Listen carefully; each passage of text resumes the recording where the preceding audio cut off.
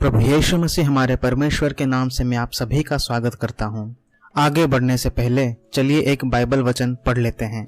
यह लिखा है दूसरे तिमोथी उसके दूसरे अध्याय 24 से 26 तक। और प्रभु के सेवक को तो झगड़ना ही नहीं चाहिए, उसे तो सब पर दया करनी चाहिए, उसे शिक्षा देने में योग्य होना चाहिए, उसे सहनशील होना चाहिए, उसे अपने विरोधियों को भी इस आशा के साथ कि परमेश्वर उन्हें भी समझना चाहिए ताकि उन्हें भी सत्य का ज्ञान हो जाए और वे सचेत होकर शैतान के उस फंदे से बच निकले जिसमें शैतान ने उन्हें जकड़ रखा है, ताकि वे परमेश्वर की इच्छा का अनुसरण कर सके। जो क्रिश्चियंस अपने आप को यीशु का चेला समझते हैं वो लोगों के साथ झगड़ा ना करें। हमें प्रभु का वचन लोगों को सिखाना आना चाहिए और विनम्र होकर उन्हें समझाना चाहिए ताकि वो लोग मन फेराए, असत्य को जान के उसे छोड़ के सत्य जो कि प्रभु यीशु मसीह है उसे अपना सके। और शैतान ने जो उन्हें अपने झूठ के जाल में हजारों सालों से फंसा के रखा है वो लोग उससे बच सके और सत्य की अनुसरण कर सके। बाइबल हमें सिखाता है कि हमें सभी को जो झूठ के जाल में हैं, हर उस इंसान जिसे परमेश्वर ने अपने स्वरूप में बनाया है, उन्हें शैतान के जाल से बचाने की भरपूर कोशिश करना है।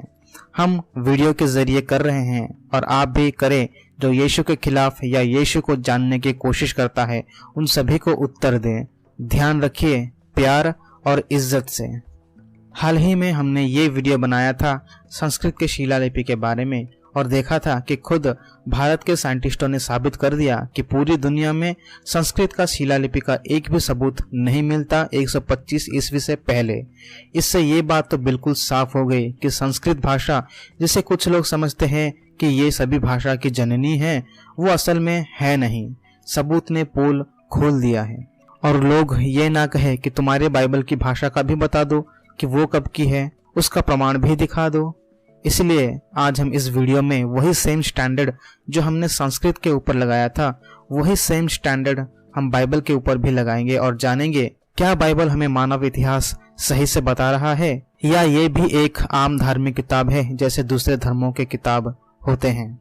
एक कहानी बाइबल हमें बताती है जिसे कुछ लोग मानने से इनकार करते हैं, क्योंकि अगर वो इस कहानी को मानेंगे तो बाइबल सच हो जाएगा और वो लोग दुनिया के सामने झूठा साबित हो जाएंगे। वो इनकार करते हैं एक्सोडस निर्गमन के किताब की कहानी को, जहां मूसा ने इजरायलियों को 400 साल की गुलामी से आज़ाद करके रेगिस्तान से गुजार के उन्हें कनान तक पहुंचाया था।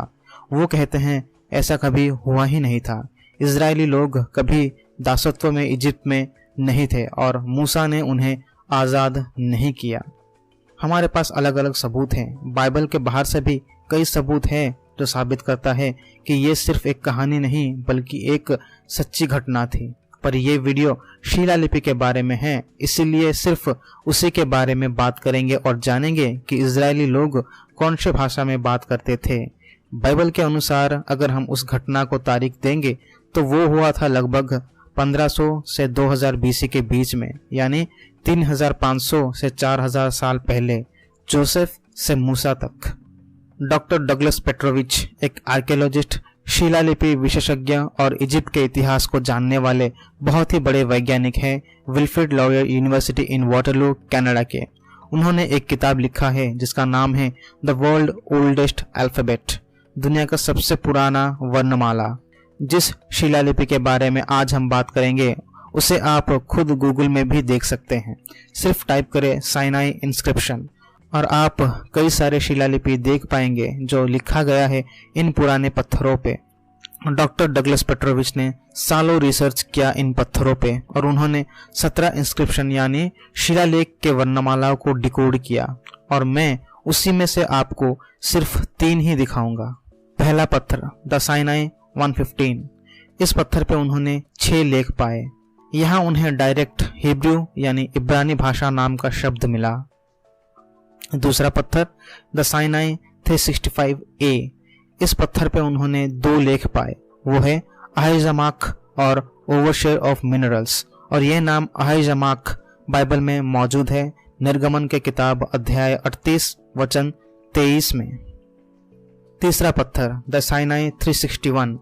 यहाँ पे उन्होंने 4 लेख पाए, उसमें से एक है मोजेस देन प्रोवोक्ड एस्टोनिशमेंट। फिर से डायरेक्ट मूसा का नाम मिला उस पत्थर पे। है ना ये अद्भुत खोज। इसके बाद भी कुछ लोग कहते हैं कि मूसा कभी था ही नहीं। और ये सारे पत्थर के तारीख हैं 1842 से 1442 बीसी, पूरे 400 साल जोसेफ से मूसा तक। वैसे ही जैसे बाइबल हमें बताती है, ये खोज ने सभी को आश्चर्य में डाल दिया था, क्योंकि बाइबल हमें ठीक ठीक इतिहास के बारे में जानकारी दे रहा है और साबित किया कि इजरायली लोग उस समय में इजिप्ट में मौजूद थे और वो हिब्रू यानी इब्रानी भाषा बोलते थे। एक और सबूत देखते हैं 1000 बीसी के, किंग डेविड यानी राजा दाऊद के समय काल का, और ये शिलालिपि मिला है इलाहा घाटी में। आप देख रहे हैं खुद मुख्यमंत्री बेंजामिन नेतन्याहू भी उनके पूर्वजों के ऐतिहासिक सबूतों को देखने के लिए गए थे। और ये सबूत कोई भी देख सकता है क्योंकि इसे रखा गया है यूनिवर्सिटी ऑफ हाइफा में। इसे रिसर्च किया है प्रोफेसर गर्सन गालिल ने, जो इस यूनिवर्सिटी में इसके ऊपर रिसर्च करते हैं। एक लेख में उन्हें एक हत्या के साजिश के बारे में मालूम पड़ा और वो था एशबाल की हत्या, और यह नाम एशबाल बाइबल में लिखा गया है। एशबाल सौल का बेटा था और राजा दाऊद के साले थे। एक और लेख में उन्हें 5 वाक्य मिले, जैसे कि आप देख सकते हैं ये हिब्रू यानी इब्रानी भाषा में लिखा गया है। और ये सारे सबूत खुद इजराइल की गवर्नमेंट वेबसाइट में भी मौजूद है।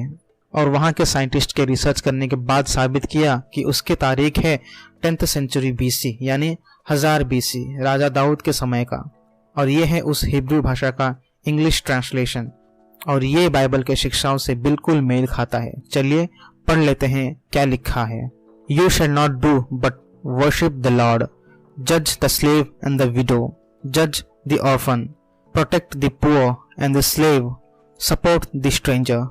देखा दोस्तों, हमने देखा ओल्ड टेस्टामेंट की भाषा हिब्रू भाषा का सबूत जो जाता है 2000 बीसी यानी 4000 साल पहले तक, और ये सभी सबूत बाइबल के साथ बिल्कुल मैच करता है। तो इससे ये साबित हो गया कि संस्कृत का अस्तित्व हिब्रू के आसपास भी नहीं है। अब देखते हैं न्यू टेस्टामेंट की भाषा यानी ग्रीक भाषा। आप चौंक जाएंगे इसे जान के, क्योंकि मैं भारत के महान सम्राट अशोका के जरिए साबित करूंगा कि ग्रीक भाषा का अस्तित्व संस्कृत के कई सौ साल पहले से है। और मुझे बताने की जरूरत नहीं कि सम्राट अशोका है कौन। वो दुनिया के महान सम्राटों में से एक थे। हमारे पास उनके शिलालेख है जिसे उनके पूरे साम्राज्य से इकट्ठा किया गया है। और क्या आपको पता है कि उन सभी शिलालेख में कौन से भाषा का इस्तेमाल किया गया है? वो है तमिल, ग्रीक और अरामाइक भाषा। लेकिन एक भी संस्कृत का शिलालेख नहीं मिला। क्या सम्राट अशोका या उनके ब्राह्मण पंडित या उनके इतने बड़े राज्य यानी कांदाहार से श्रीलंका तक कोई संस्कृत नहीं बोलता था? क्यों किसी ने भी संस्कृत में नहीं लिखा? क्यों? ये सवाल आपको पूछना है उनसे जो ये समझते हैं कि संस्कृत पुराना भाषा है और इससे सभी भाषा निकली है। अगर सम्राट अशोका वैदिक धर्मी थे तो क्यों उन्होंने अपनी मातृभाषा या वैदिक भाषा का इस्तेमाल नहीं किया? क्यों उन्होंने तमिल, ग्रीक और अरामाइक भाषा का इस्तेमाल किया लिखने के लिए? सोचिए दोस्तों, थोड़ा दिमाग लगाइए। बिना सोचे समझे, बिना सबूत देखे ढोंगी पाखंडी गुरु और बाबाओं पर विश्वास ना करें। ये है एक शिलालेख जिसे Kandahar rock addicts of Ashoka कहते हैं, क्योंकि ये कांदाहार में मिला था। इसमें 2 भाषा मिले, ग्रीक और अरामाइक भाषा, और इस पत्थर को काबुल के म्यूजियम में रखा गया है। क्या आपको पता है पक्षपात किसे कहते हैं?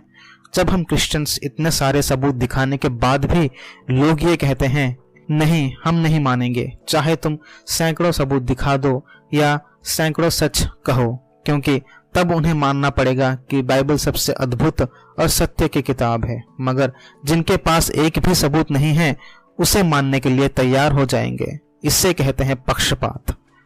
इतना सबूत दिखाने के बाद भी कुछ लोग सत्य को नहीं मानते। ठीक है, अब देखते हैं एक भारतीय हिंदू स्कॉलर क्या कहते हैं संस्कृत भाषा के बारे में। ये एक हिंदू थे जो कि मलयालम, तमिल और संस्कृत भाषा के स्कॉलर भी थे। उनका नाम था श्री विद्याधिराज परमा भट्टरका चटम्पी स्वामिकल, जो 25 अगस्त 1852 केरला में जन्मे थे। और सभी को बता दूं कि ये एक पारंपरिक हिंदू गुरु और क्रिश्चियंस के क्रिटिक भी थे, यानी क्रिश्चियंस लोगों के खिलाफ बोलते थे। और हाँ, क्रिश्चियंस के क्रिटिक थे, ना कि क्रिश्चियनिटी के। कई लोगों को ये नहीं पता कि क्रिटिक का मतलब क्या होता है।